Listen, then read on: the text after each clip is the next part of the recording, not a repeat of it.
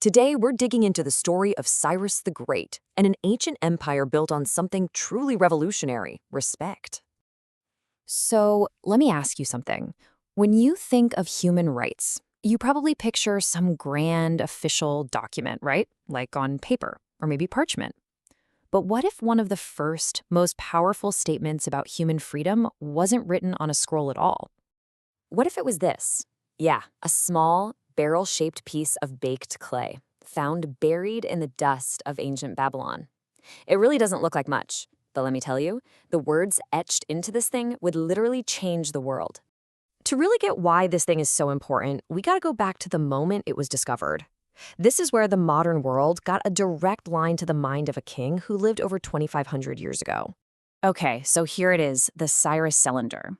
Archaeologists unearthed it back in 1879, and it's basically a public announcement from the Persian king Cyrus the Great, written right after he conquered the city of Babylon in 539 BCE. Now, to put that in perspective for you, this Declaration of Human Freedoms is over 1,700 years older than the Magna Carta. Just think about that. And when scholars finally figured out how to read the ancient script, what they found was just mind-blowing for that time. The proclamation freed slaves. It let people who had been captured and deported go back to their homes. It declared religious freedom for everyone.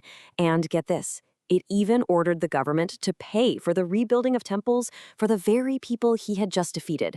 This kind of thing just wasn't done. Which, of course, brings us to the man himself, Cyrus the Great. His actions make you wonder, what kind of ruler wins a huge, epic battle and then chooses to rebuild instead of destroy? And this chart really shows you just how radical he was. I mean, the standard playbook for conquerors back then was simple: burn cities, enslave everyone, and force them to worship your gods. Crush their spirit. But Cyrus, he did the complete opposite. Instead of burning things down, he paid to rebuild them. Instead of enslavement, he offered freedom. And instead of forcing his religion on people, he respected their local traditions. Probably the most famous example of this in action was how he treated the Jewish people. They had been held captive in Babylon for decades, and their sacred temple in Jerusalem had been destroyed. Cyrus didn't just let them go home. He actively funded the mission to rebuild their temple. He made such a massive impact that the Hebrew Bible actually calls him the Lord's Anointed. That's an incredibly sacred title that was almost never given to anyone who wasn't Jewish. That tells you everything you need to know about the gratitude and respect he earned from people his predecessors had brutally oppressed. So, what happened? What was the result of this totally different way of running things? Did this policy of tolerance and respect make his empire weak? Or did it somehow make it even stronger? Well, the Persian Empire he founded became the largest empire the world had ever seen up to that point.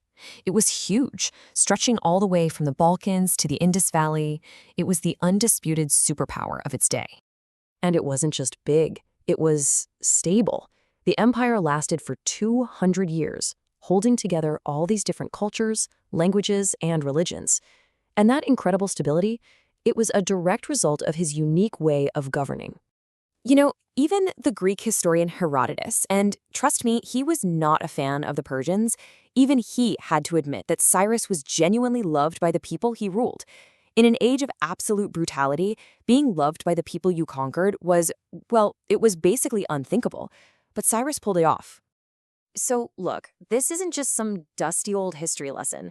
The Cyrus Cylinder and what it stands for are still echoing today, asking us a really fundamental question about power. Historians still go back and forth on what Cyrus's real motivations were. Was he a true idealist, a moral visionary who was just way ahead of his time? Or was he a brilliant pragmatist, a political genius who just figured out that being tolerant was a smarter way to keep a massive empire from falling apart? So, the idealist view says he genuinely believed in human dignity. The pragmatist view says it was all a clever strategy to keep people loyal and stop them from rebelling. The truth? Well, the most likely answer is that it was a bit of both. His principles were probably authentic, and they also happened to be incredibly smart politics. But maybe, in the end, his exact motivations aren't the most important part.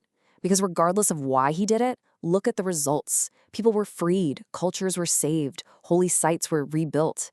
The real test of an idea isn't where it came from, but what it accomplishes. And the outcome here was freedom and dignity. That's what really counts.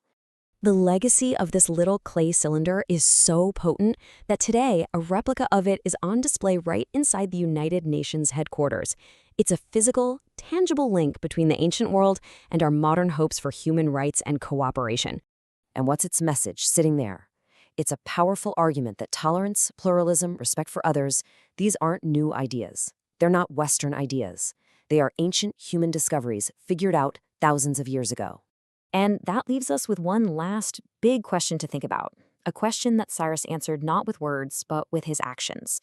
When you're trying to build anything, a civilization, a company, a community, what's the foundation that's actually going to last? Is it fear or is it respect? I think the empire Cyrus built gives us a pretty clear answer.